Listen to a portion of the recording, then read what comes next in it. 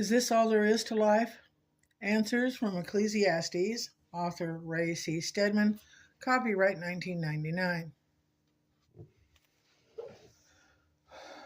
Not only is self-righteousness wicked, but the opposite extreme is wicked too, the searcher says. The foolish casting off of moral restraints, the abandonment of self-discipline, and the going in for wild and unrestrained living is also wickedness.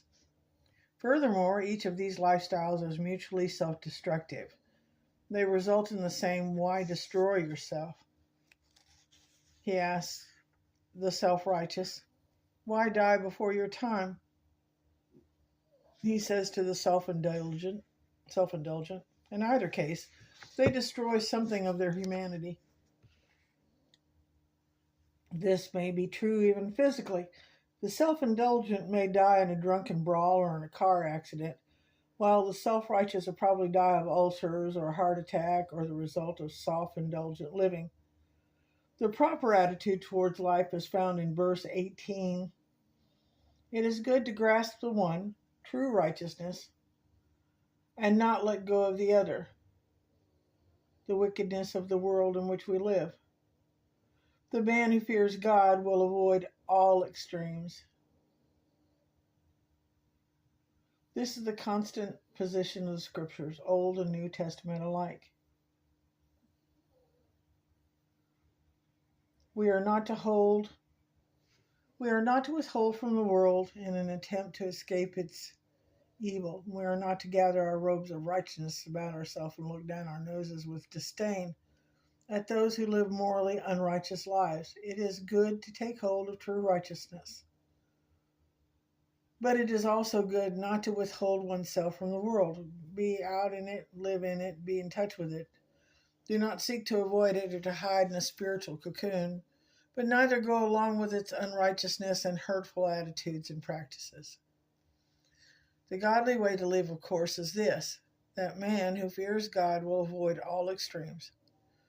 We have seen this phrase, the man who fears God, many times in this book. To fear God is a full-orbed truth. It means not only to respect God, but to acknowledge His presence in your life. Acknowledge Him not merely as the end of your life someday, but now.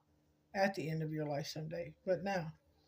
To fear God is to know that He sees all that you do, and that it is His hand that sends circumstances into your life. The knowledge of God's power, wisdom, and love, His willingness to accept you, to change you, to forgive you, to restore you, and to stand by you are all part of fearing God. To fear God is to know how to live in the midst of the world and yet not be self-righteous, priggish, smug, and complacent. That kind of wisdom makes one wise man more powerful than 10 rulers in a city.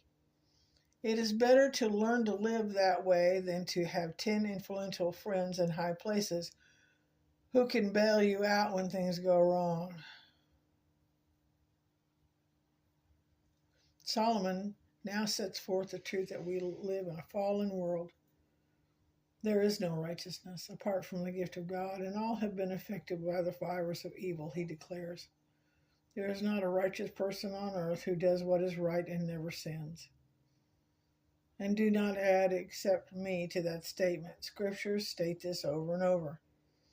The searcher goes on to tell us how we will know the truth of this. Do not pay attention to every word people say, or you may hear your servant cursing you. For you know in your heart that many times you yourself have cursed others. This unchanging position of Scripture is, as the Apostle Paul declares in Romans, all have sinned and fall short of the glory of God. Isaiah puts it this way, we all, like sheep, have gone astray. Each of us has turned to his own way. In the honesty of our heart, we know that that is true. We can hear it in others if we listen to what people say when they are angry, frustrated, or upset about something. Listen to the Christians mutter under their breath when they're caught in traffic. The searcher says, do not take it too seriously. It is not a personal reaction so much as a revelation of universal evil. All of us live in the fallen world. We all struggle with a fallen nature, and that will show itself in any possible moment of weakness, frustration, or anger. That is why, if you hear your servant cursing you, you must realize that he is suffering from the same problem as you. Don't take it so seriously that you get upset and threaten to fire him. Remember that you are in the same boat. In fact, the searcher invites you to remember that in your own heart you have done the same thing many times.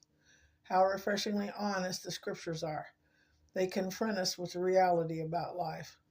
Because there is none righteous on the earth, the searcher concludes truly, godly wisdom is very hard to find.